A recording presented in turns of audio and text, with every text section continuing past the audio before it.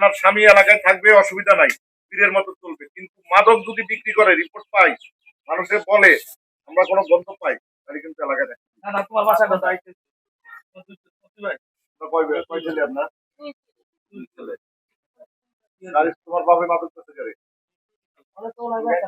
হ্যাঁ, বেচে না? কতদিন হয়েছে বেচে না? হ্যাঁ বেটা, প্রতিদিনই বেচে। বেচে না? আমাদের কাছে তথ্য আছে, তোমাদের এখান প্রতিদিনই থেকে বেচে প্রতিদিন বেটা। মাদক নেয়। 2024 ঘন্টা বেচে, আবার হ্যাঁ? প্রতিদিন পুলিশ কিছুদিন আছে। কবে থেকে ছাড়ছে, কবে থেকে সেটা বলো।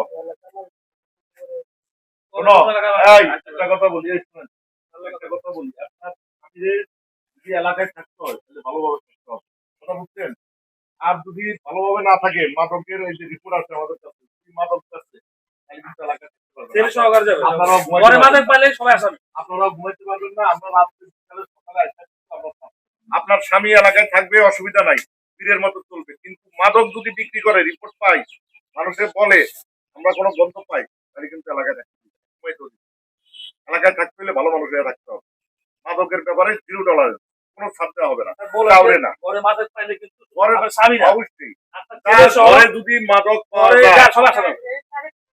OC sir, OC sir. আমাদের ঘরে মাদক, ঘরে আমি বলি, ঘরে যদি মাদক পাওয়া যায়, কারো কাছে পাওয়া যায় না, ঘরে পাওয়া যায়, তাহলে সবাই আসামি হবে। কারণ এই অবৈধ জিনিস তার নলেজে থাকবে, সেই আসামি হবে।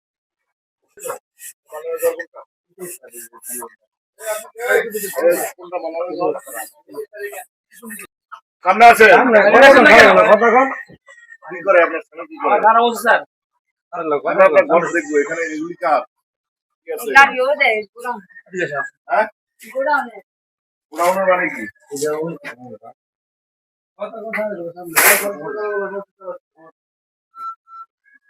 এই গাড়ি কার মান্না নেই নাকি? এই গাড়ি কার?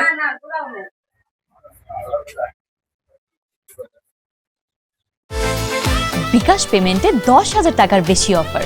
শপিং চলছে তো।